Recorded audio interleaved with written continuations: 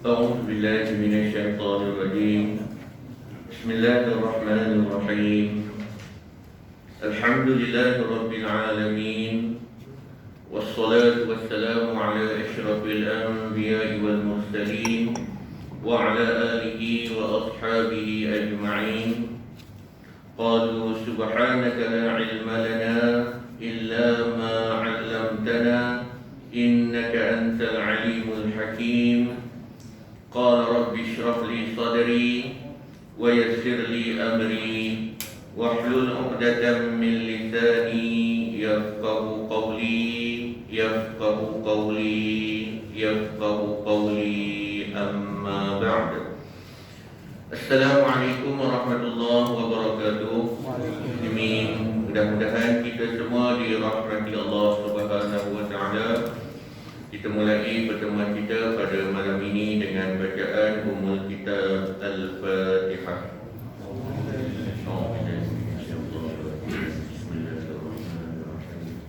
Alhamdulillahirabbil alamin, arrahmanir rahim, maliki yaumiddin. Iyyaka na'budu wa iyyaka nasta'in. Ihdinas siratal mustaqim. Siratal ladzina an'amta 'alaihim ghairil maghdubi 'alaihim waladdallin. Amin.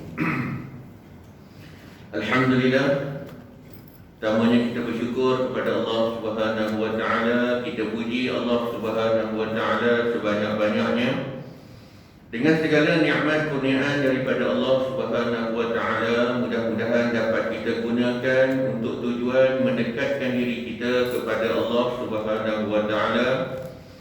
Sebelum datang suatu masa kita akan pergi bertemu Allah Subhanahu wa taala, dan pada ketika itu tidak ada apa yang lebih penting bagi kita melainkan amalan kita dan juga redha Allah Subhanahu wa taala.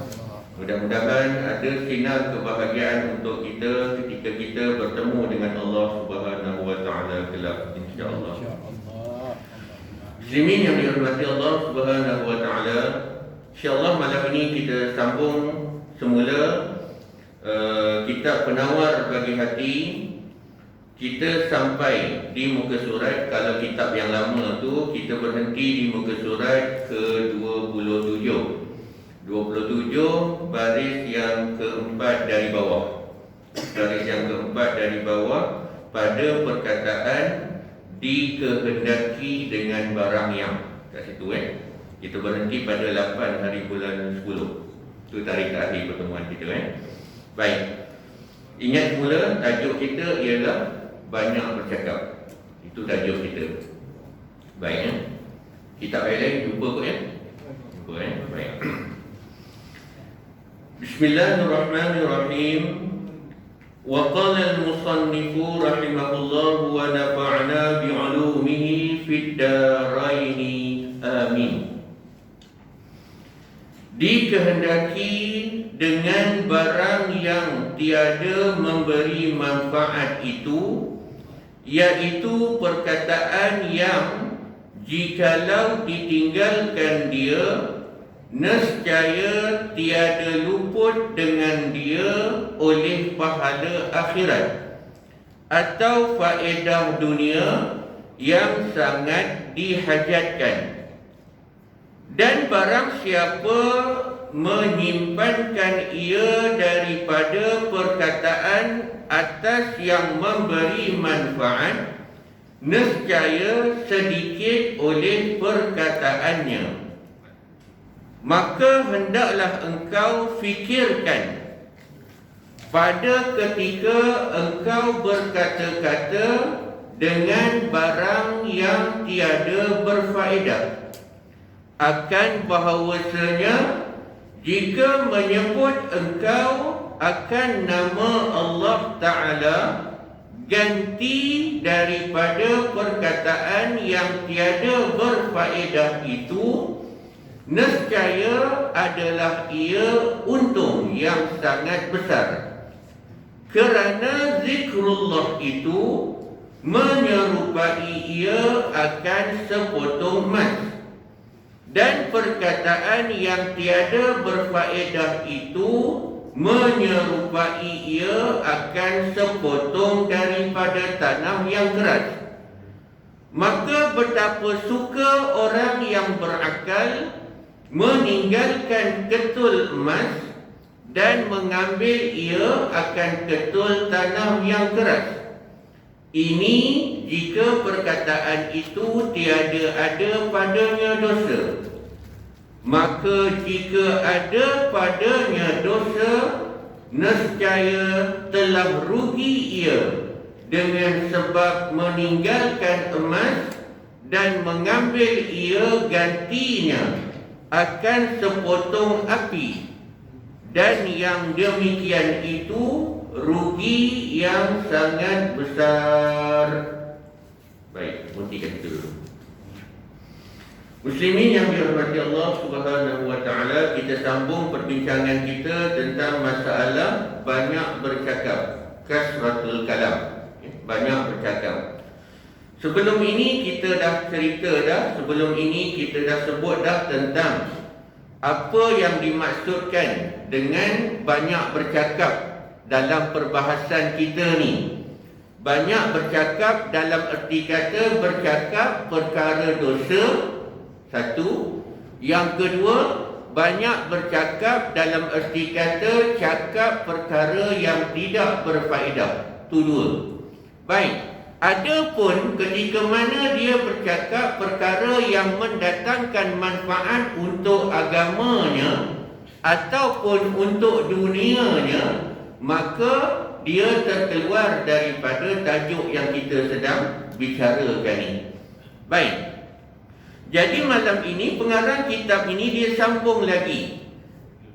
Dia menjelaskan kepada kita, pengarang kitab ini menjelaskan kepada kita yang dimaksudkan sesuatu yang tidak memberi manfaat itu apa dia?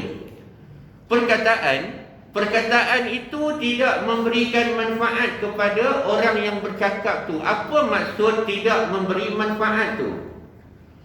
Baik, jika percakapan itu ditinggalkan, ini maksud dia jika percakapan itu ditinggalkan, dia tidak akan kehilangan pahala akhirat atau kebaikan dunia yang sangat diperlukan. Baik, ketika mana seseorang itu meninggalkan sesuatu yang tidak mendatangkan manfaat, makna dia boleh bercakap. Tapi bila dia fikir balik, percakapan dia itu, kalau dia cakap, tak memberi manfaat pada dia pun. Tak memberi manfaat dalam erti kata macam mana? Tak memberi manfaat, maksud dia, kalau dia tak cakap benda itu, makna dia selamat pahala dia. Kalau dia cakap sekarang, mendatangkan masalah pada kebaikan dia. Katakanlah dia bercakap satu perkara yang perkara itu melibatkan dosa. Jadi bila dia bercakap perkara yang melibatkan dosa, dia akan memberi akibat tak kepada akhirat dia nanti? Dia akan mendatangkan keburukan untuk dia, untuk akhirat dia. Jadi perkara-perkara ataupun ucapan yang tidak bermanfaat ataupun yang tidak berfaedah yang macam ini, yang disebut kepada kita supaya kita tinggalkan dia, supaya perkataan yang tidak berfaedah itu tidak menjadi sebab untuk seseorang itu mendapat masalah di akhirat nanti. Walaupun di atas dunia, dari sudut amalan-amalan yang lain dia buat, dia tak ada masalah dari sudut amalan yang lain. Dari sudut amalan yang wajib maupun amalan-amalan sunat yang lain.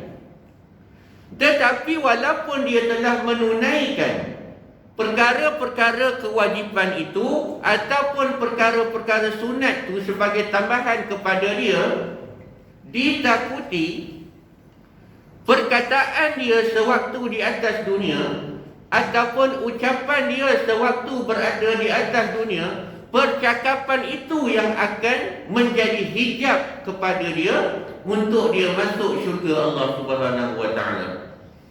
Dari sudut amalan lain, ya betul, tak ada masalah. Allah Taala tidak akan mempersoalkan tentang solat kita, selagi mana solat kita tu kerana Allah. Allah tidak akan mempersoalkan tentang kebaikan-kebaikan yang kita lakukan selagi mana kebaikan itu kerana Allah, 100% kerana Allah. Itu tak menjadi masalah. Tetapi yang akan menjadi hujah kepada kita ialah percakapan kita tu tadi. Bila percakapan kita itu melibatkan perkara-perkara yang tidak mendatangkan faedah, dalam erti kata yang lebih buruk daripada itu, ucapan-ucapan yang mempunyai erti kata melibatkan dosa ataupun mengandungi kata-kata dosa, maka perkataan itulah yang akan menjadi sebab untuk seseorang itu, kalau dia masuk syurga, dia lambat masuk syurga. Kerana apa?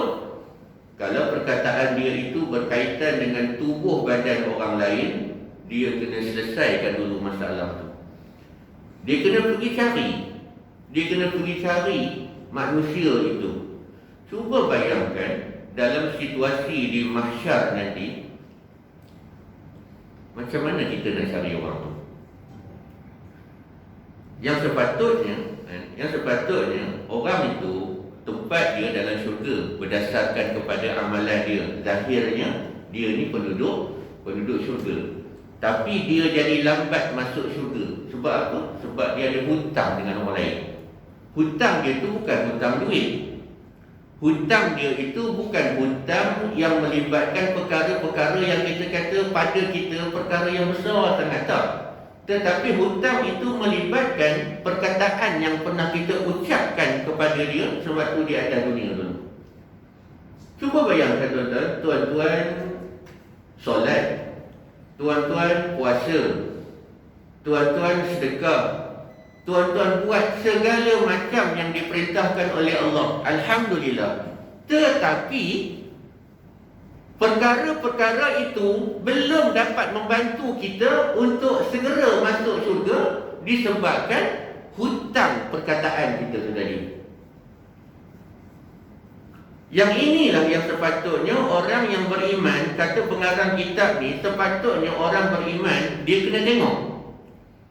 Sebab orang beriman ketika mana dia buat satu-satu pekerjaan di atas dunia, dia akan hubungkan pekerjaan itu dengan akhirat dia. Sebab apa? Sebab orang yang beriman, dia yakin dia akan bertemu dengan Allah. Dia yakin amalan dia akan diperhitungkan oleh Allah. Dia yakin kalau ada hutang-hutang di atas dunia ini, hutang-hutang itu akan dituntut di mahsyar nanti. Itu orang yang beriman. Jadi ketika mana orang beriman itu dia yakin tentang benda tu, maka ketika mana dia bercakap, dia akan memperhatikan percakapan itu. Remeh tu kan. Buka remeh. Baik. Itu sifat orang beriman. Itu sebabnya antara ciri orang beriman dengan orang yang tak beriman tak sama. Dia ada perbezaan, dia ada sempadan antara orang beriman dengan orang yang tidak beriman. Orang yang beriman bukan ketika amalan dia tu, tak.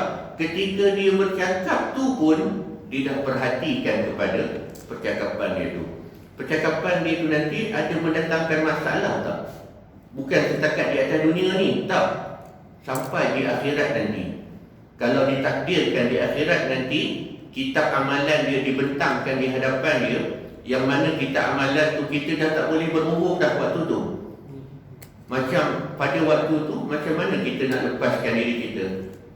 Dia tak ada cara lain melainkan kalau kita hutang dengan manusia, kita kena cari orang tu. Tu yang saya kata tadi, tanda soalnya ialah macam mana kita nak cari dalam suasana manusia bercampur dari zaman Nabi Adam alaihissalam dulu sampailah kepada orang yang terakhir daripada umat Nabi Muhammad sallallahu alaihi wasallam. Itulah orang beriman kena fikirkan. Itu sebabnya pengarang kitab ni kata, sesiapa yang bercakap hanya ketika diperlukan sahaja, maka dia akan bercakap perkara yang bermanfaat. Satu. Yang kedua, dia akan kurang cakap dia. Sebab apa? Sebab ketika mana dia bercakap, dia hanya bercakap ketika diperlukan sahaja. Dan perkara yang dia cakap itu perkara yang sangat-sangat diperlukan. Maknanya kalau dia ada pilihan untuk diam, dia akan pilih diam. Dia tak akan pilih bercakap. Sebab apa? Sebab dia baca ayat Quran tu yang Allah Ta'ala kata, tidak ada satu perkataan pun yang kamu lafazkan melainkan semuanya akan dicatat oleh Raqib dengan Atid. Ma yalfidhu min qawlin illa ladaihi raqibun atid. Itu sebab kalau kita kata kita beriman dengan isi kandungan Al-Quran tu, isi kandungan Al-Quran itu dia akan mengawal selia perbuatan-perbuatan kita. Bukan sekadar amalan jawarih kita, amalan dari sudut anggota badan kita, tak. Sampai kepada tahap percakapan kita tu pun dia akan kawal. Apa yang kawal? Quran tu akan kawal. Walaupun tak ada CCTV, tetapi iman itu dia akan kawal orang tu. Letaklah dia di bumi mana pun, bila mana letak dia dengan iman sekali, maka iman itu akan mengawal perbuatan dia. Tapi mengapa kita iman yang kita kata kita ada iman, tetapi iman itu belum berjaya mengawal perbuatan kita, belum berjaya mengawal percakapan kita. Muslimin yang dirahmati Allah Subhanahu wa taala, cuba perhatikan kepada diri Nabi sallallahu alaihi wasallam. Bukankah Allah Taala kata kalau kamu nak cari contoh, carilah contoh pada Nabi Muhammad sallallahu alaihi wasallam. Sebab Nabi Muhammad itu seorang manusia yang di dalam pada seorang ni lengkap semua sekali contoh, semua ada kat dia. Kalau tuan-tuan tengok pada orang lain, contoh, mungkin tuan-tuan tengok pada siapa? Imam tadi contoh dia kan. Siapa imam tadi contoh dia kan? Mungkin kita boleh ambil contoh satu, tapi contoh lain kita kena ambil kat orang lain. Tapi contoh paling mudah siapa? Nabi Muhammad. Kita nak cari apa dekat dia? Pada tubuh Nabi Muhammad ni, pada kehidupan Nabi Muhammad, contoh apa tuan-tuan nak cari? Semua ada. Dari sudut amalan dia, dari sudut percakapan Nabi, semua ada kat Nabi sallallahu alaihi wasallam. Ketika mana Nabi Muhammad memberi nasihat, Nabi akan bagi nasihat secara yang paling ringkas dan orang faham. Kalau Nabi bercakap dengan sahabat-sahabat, Nabi akan bercakap ketika mana sahabat bertanya. Kalau sahabat tak bertanya, Nabi tak bercakap. Itu cara Nabi. Supaya apa? Supaya Nabi nak ajar kepada kita bahawa percakapan kita tu nanti dia akan mendatangkan masalah pada kita. Kalau kita tak dapat kontrol betul-betul perkataan yang keluar dari mulut kita. Dahlah kita sendiri yang bercakap, kita pun tak tahu apa benda yang kita cakap. Kalau ditanya pada hari ini, setakat pukul 8 ni, apa yang kita cakap hari ini? Kita pun tak ingat.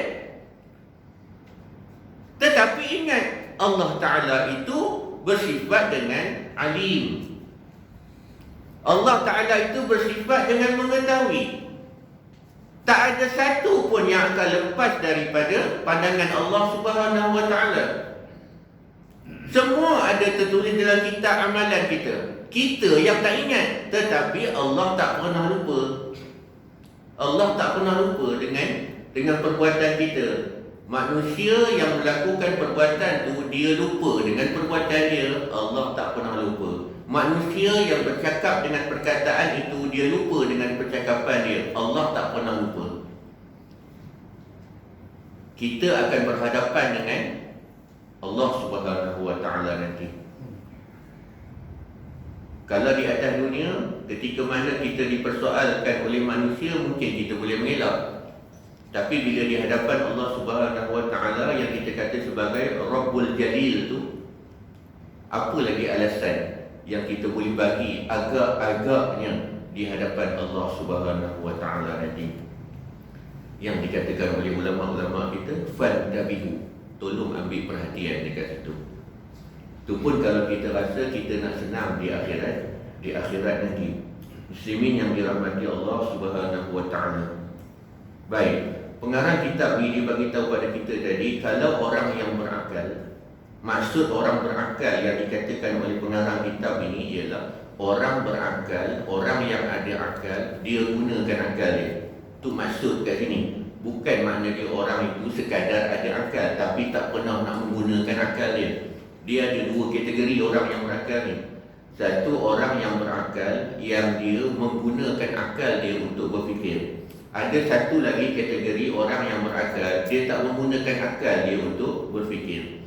Rata-rata manusia ini dikurniakan akal oleh Allah Subhanahu Wa Taala, kecuali manusia-manusia istimewa yang Allah Taala tarik nikmat akal tu, dia tak ada. Tapi orang yang dikurniakan akal tu pun kadang-kadang dia bertindak macam orang yang tak ada akal. Daripada sudut yang macam mana? Kita cerita fokus tajuk kita dari sudut percakapan dia tu. Dari sudut percakapan dia itu, bila dia cakap seolah-olah orang tak berakal bercakap. Orang tak berakal yang macam mana? Orang yang berakal ini, bila dia bercakap, dia akan memperhatikan tentang dosa dan pahala apa yang dia cakapkan tu. Dia tak peduli apa orang kata. Orang nak kata dia ni tak nak layan dia ke, dia nak kata orang ni alah ngumpat sikit-sikit, apa salahnya. Dia tak fikir benda tu. Yang dia fikir apa? Yang dia fikir nanti apa Allah akan kata. Kita hari ni sibuk dia mikir apa yang manusia nak kata. Kita tak pernah sibuk berfikir apa yang Allah nak kata kat kita tu. Sedangkan kita, kalau manusia tu tak ada dengan kita, tapi Allah masih ada dengan kita, kita takkan rasa sempit. Tapi ketika mana manusia tu ada dengan kita, tapi Allah tak ada dengan kita, kita akan rasa dunia ni sempit. Sebab apa?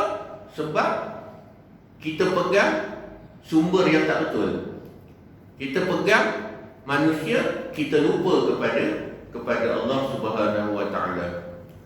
Kenapa? Sebelum kita masuk perenggan yang bawah tu, mengapa kita susah sangat nak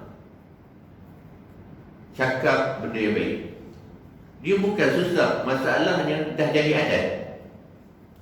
Benda tu dah jadi kebiasaan. Bila benda tu dah jadi kebiasaan, kita kena cuba ubah. Kalau tak cuba ubah, adat itu dia akan terus menerus. Kalau kata umur kita 60 lah baru berhenti. Sebab dia dah jadi adat kebiasaan. Cuba perhatikan, kita kata qiyamul lail itu, menghidupkan malam untuk beribadat itu, da'bus solihin. Itu adalah adat kebiasaan orang-orang soleh sebelum kita. Maksud dia apa? Makna dia, bila sebut qiyamul lail, bila sebut ibadah di waktu malam, benda tu dah jadi adat bagi orang-orang soleh ni. Makna dia orang-orang soleh ni, kalau kata tak bangun malam, dia akan jadi pelik. Kalau ada orang tu, dia kata diri dia tu orang-orang yang soleh, tapi di tengah malam tidurnya sama aja macam orang lain, di kalangan orang-orang yang soleh, itu satu kepelikan. Itu satu keganjilan yang sepatutnya orang soleh tak ada sifat tu. Sama juga macam kita. Kita ini sebab dah terbiasa cakap perkataan-perkataan yang tak ada manfaat, termasuklah perkataan dosa. Sekarang ni kita cuba nak ubah. Kita cuba nak ubah, makna dia waktu pukul 4 sampai pukul 6 selalunya kita cakap benda tak elok. Sekarang ni pukul 4 sampai pukul 6 tu jadual kita nak ubah. Kita nak gunakan pukul 4 sampai pukul 6 itu cakap benda yang elok. Nak ubah tu. Kalau cikgu-cikgu kat sekolah itu ketika mana sedang selesa dengan satu jadual, tiba-tiba berubah dengan jadual lain, dia akan makan masa. Tu cerita cikgu. Sama juga kita. Waktu bukan bulan Ramadan ini, ketika mana kita nak makan, kita makan itu sekali kita lah. Kita rasa nak makan walaupun tak lapar, makan dulu. Tapi ketika mana masuk bulan Ramadan, dia kena ubah jadual dia. Waktu dia ubah jadual tu macam mana agak-agak open muka dia. Ada yang mengetor muka dia kan. Ada yang macam nak kena bunga-bunga histeria semua ada. Masuk bulan Syaban tu kan, Ada yang kata jumpa ustaz minta air penawar anak saya dia jadi macam ni. Tak, dia bukan jadi macam sebab apa? Sebab nanti bulan Ramadan tu kejutan dekat dia. Nak mengubah adat, selalunya waktu siang makan. Bila masuk bulan Ramadan waktu siang tak boleh makan, nak ubah. Sama juga macam cakap. Sekarang ni kita cakap, banyak cakap benda tak faedah. Sekarang ni kita nak ubah percakapan kita tu kepada yang berfaedah. Nak ubah tu. Nak ubah ni lah yang dikatakan kena ada mujahadah tu. Kalau tak ada mujahadah, dia babai macam tu je. 2 hari, okey. Masuk hari ketiga, dia jadi macam dulu balik. Sebab apa? Sebab tak ada mujahadah. Mujahadah, istiqamah, tak ada. Macam ni lah tuan-tuan. Kalau kita cuba nak ubah, pertama sifat paksa tu kena ada. Kena paksa diri. Kalau tak paksa diri, dia tak jadi. Itu sebabnya ada kata-kata ulama' kita kata apa, cuba kamu biasakan dengan satu-satu kebaikan itu selama 40 hari. Buat satu kebaikan tu, cuba kekalkan sampai 40 hari. Masuk hari 41, kamu akan terbiasa dengan perkara itu. Sekarang ni nak ubah memang susah kalau tuan-tuan nak ubah semua sekali. Tapi daripada pukul 7 pagi sampai pukul 7 malam senja tu, kita sendiri tahu waktu bila yang kita rajin sembang. Kita sendiri tahu. Jadual kita takkan kita tak tahu. Jadual peribadi kita. Okey, sekarang ni kita kata aku nak ubah diri aku. Okey, ambil 2 jam dulu. Jangan ambil lama-lama. Ambil 2 jam dulu. Waktu 2 jam ini, waktu inilah paling kritikal aku selalu cakap benda tak faedah. Jadi waktu 2 jam itulah kita cuba ubah jadual itu dengan satu jadual baru, yang jadual baru itu boleh mengubah kehidupan kita daripada 2 jam bercakap benda tak berfaedah kepada 2 jam bercakap ataupun menggunakan lidah itu bercakap perkara yang mendatangkan faedah untuk kita. Cuba buat. Untuk tempoh masa 40 hari itu. Tak boleh kan? Tak boleh. Boleh. Jangan kita tak boleh. Siapa yang nak berubah, Allah akan bagi kekuatan kepada dia untuk berubah. Inna Allah la yughayyiru ma biqaumin hatta yughayyiru ma bi anfusihim. Kalau kita nak ubah, bukti yang kita kata kita boleh buat macam mana? Solat kita tu kan contoh paling dekat dengan kita. Dalam solat, tuan-tuan boleh tak sekali dia cakap? Ikut sekali apa rasa terlintas kat kepala, cakap je. Tak, dia ada percakapan yang dikatakan sebagai rukun kat situ. Yang kalau tuan-tuan terkeluar daripada situ, terbatal solat tuan-tuan. Jadi kita usaha angkat takbir Allahu Akbar sampai bagi salam, kita boleh kawal percakapan kita tu. Walaupun tengah-tengah solat tu nampak cicak, walaupun tengah solat tu nampak benda-benda lain, ni tahan mulut ni, jangan bercakap. Cakap kau batal. Makna dia, bila kita paksa, boleh ke tak boleh? Boleh sebenarnya. Tapi sebab tak nak paksa diri tu. Paksa tu istilah kita. Istilah dalam ilmu akhlak kita kata mujahadah. Tu sebabnya ketika mana hari ni, katalah contohnya kita nak mula esok lah katakan. Sebab balik dia tidur. Kalau tidur pun bercakap juga tak tahu lah. Makna dia kita start esok. Dan kita start esok, katakanlah esok jadual baru tuan-tuan tu berjaya tuan-tuan buat 2 jam. Alhamdulillah, jadilah 2 jam. Buat masa ni 2 jam dulu.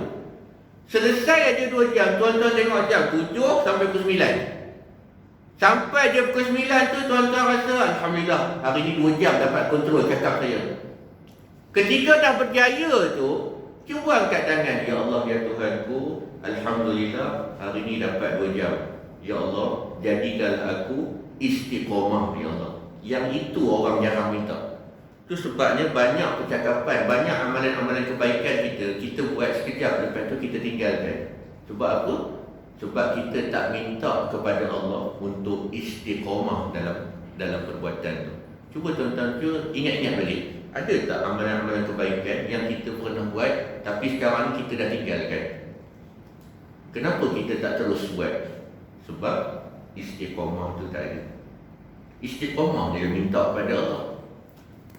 Maka bangkit tengah malam, ya Allah, kurniakanlah aku sifat istiqamah dalam amalan-amalan aku, ya Allah. Sebab kita takut. Kita takut bila kita buat amalan tu, amalan kita sekejap. Sekejap tu bukan maknanya sehari dua, tak. Mungkin setahun buat, lepas habis setahun tu kita tinggalkan amalan tu. Sedangkan amalan tu amalan yang besar. Itu orang yang berakal. Ulul albab kita kata. Orang yang berakal ketika mana dia bercakap, dia akan memikirkan tentang percakapan dia, dosa ke pahala. Itu sebab setiap hari ketika mana dia solat taubat, setiap malam dia solat taubat, dia akan minta kepada Allah Subhanahu Wa Taala supaya Allah Taala ampunkan perkataan-perkataan dia. Sama ada perkataan yang dia ucapkan itu dia sedar ataupun tak sedar. Dan kalau dia kata dia pernah ucapkan percakapan itu menyentuh tubuh orang lain, menyentuh peribadi orang lain, dia doa pada Allah, ya Allah, ya Tuhanku, permudahkan urusan aku untuk berjumpa dengan orang ni, ya Allah. Sebab apa? Nak selesai atas dunia ni dulu. Takut nanti bila dah mati, bila masa kita nak jumpa dengan orang tu, di atas dunia tak apa lah. Dia kata kat kita, oh rupanya kau yang selalu maki aku tu ya? Ya saya. Kau tak tahu ke benda dosa? Ya saya. Ya kan aja. Sebab apa? Sebab kita tahu kita dah salah. Janganlah kata, itu aku datang nak. Tak, jangan berkeras. Tuan-tuan nak minta maaf dah. Katakanlah dia tak nak juga. Kita dah berusaha nak minta maaf, tapi dia tetap tidak maafkan kita. Nabi SAW ajar kepada kita, itu terpulang pada Allah daripada sudut kita. Kita dah jumpa dengan dia, kita dah minta maaf kat dia. Dia tak nak ampunkan, dia tak nak maafkan kita. Itu bukan soal kita dah. Yang penting dari hati kita, betul-betul tak kita nak minta maaf? Betul-betul, dah selesai masalah. Pergi jumpa dengan orang tu. Dan hari ini kita kata, susah Ustaz nak jumpa. Tak, doa pada Allah supaya dipermudahkan urusan kita untuk jumpa dengan orang tu. Bila niat kita betul, doa yang kita ucapkan dari hati kita akan terus pergi kepada hati orang tu. Dia kalah Digi, kalah Maxis, kalah Selcom. Dia punya rantaian dia tu. Rangkaian dia tu tak. Bila seorang itu berdoa dari hati dia, dia sebut nama orang tu, hati orang tu akan terdetik. Siapa yang sedang sebut nama aku sekarang ni? Pada ketika itulah Allah Ta'ala akan permudahkan urusan. Mudah-mudahan bila selesai urusan itu di atas dunia, mudah urusan kita di akhirat nanti. Supaya makna dia kalau kita dihujahkan dengan amalan kita di mahsyar nanti, hujah kita tu dengan sebab amalan kita sendiri, bukan sebab ada terlibat dengan orang lain. Maknanya kalau kita sendiri tak ada masalah. Kalau Allah Ta'ala nak ampunkan, Allah ampunkan. Kalau Allah Ta'ala nak azab kita, disebabkan salah kita sendiri. Tapi rahmat Allah itu luas. Tapi kalau benda itu berkaitan dengan tubuh badan orang lain, tak tahu nak cakap macam mana. Fikirlah benda tu. Kita akan kembali kepada Allah. Ingat, kita akan kembali kepada Allah. Bila? Wallahu'alam. Hanya Allah Ta'ala yang tahu. Muslimin yang dirahmati Allah Subhanahu Wa Ta'ala. Baik, boleh sambung sikit lagi ke? Boleh ya? Okay. Maka setengah daripada segala perkataan yang tiada memberi manfaat itu menceritakan segala perjalanan dan kelakuan makanan segala negeri dan segala adat manusia dan segala kelakuan manusia dan kelakuan perniagaan dan perusahaan. Inilah setengah daripada barang yang banyak manusia berkata-kata padanya. Tanda kat situ terus. Berhenti terus situ. Baik. Tak ada sebab bawah tu kau nak sambung ke orang, lagi panjang. Baik. Macam ni tuan-tuan. Maksud pengarang kitab ni, Dia bagi tahu pada kita antara perkara yang kita selalu banyak sembang tentangnya, yang selalu banyak bercakap tentangnya, apa dia? Antaranya tentang makan. Pergi kat negeri ni sekarang, kau balik dari mana semalam?